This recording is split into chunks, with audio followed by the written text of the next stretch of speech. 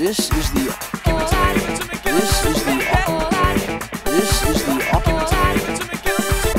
This is the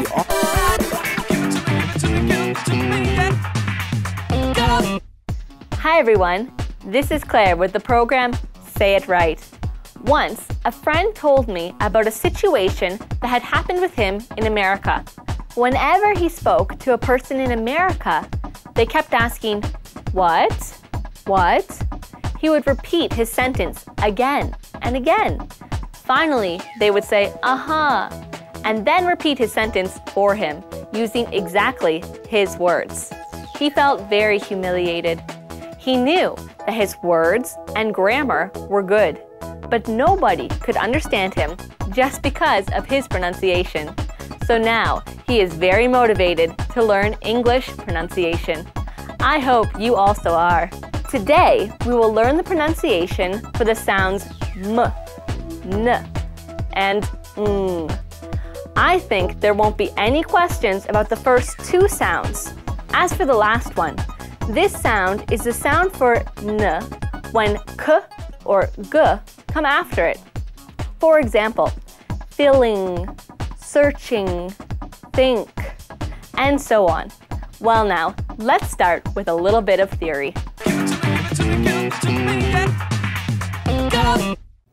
There are only 3 of the sounds that are represented by nasal consonants in English: m, n, and ng. So let's look at them one by one.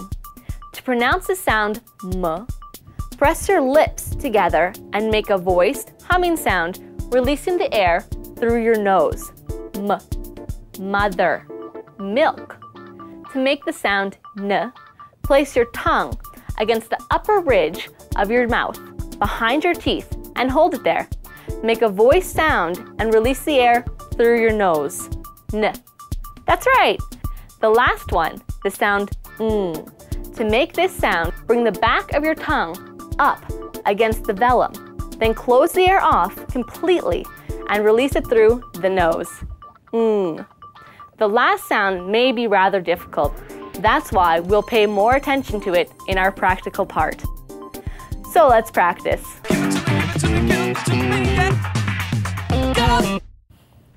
As usual, first of all, we practice the sounds in words and later in tongue twisters.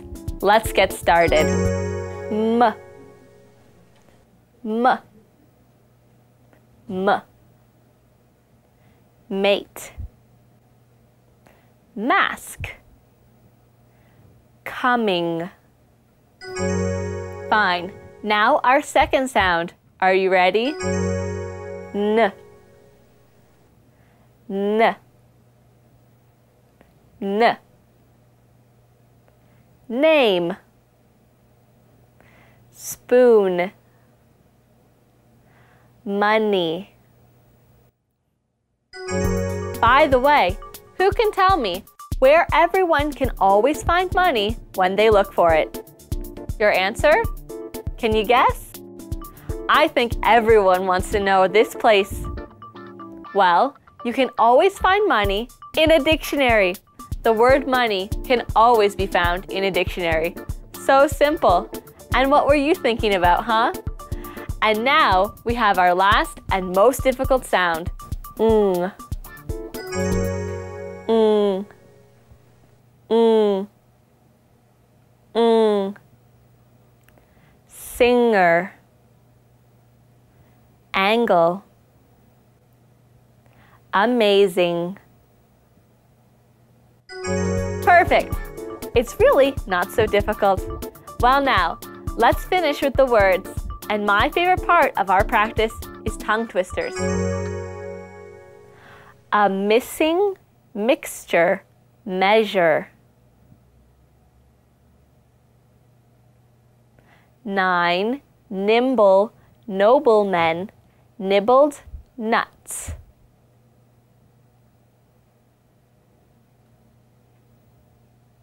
Your fingers are longer and stronger than mine. And the last one, to make sure you remembered how to pronounce the sound ng. The young King Kong was singing ding dong. Wow, that was great. Good practice is half of success, and you're doing just fine. Let's go farther.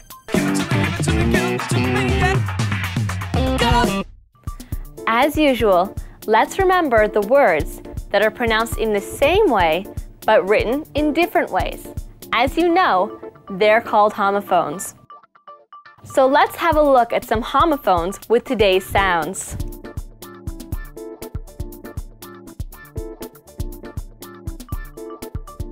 The first word meat is what we eat and vegetarians don't eat. The second meat is when one person sees another one after parting.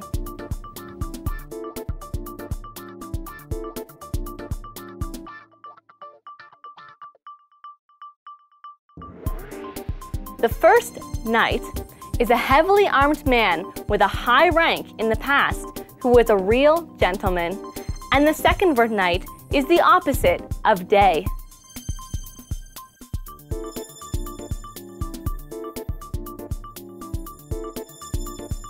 The first morning is the opposite of evening, and the second morning is a great sadness because somebody has died.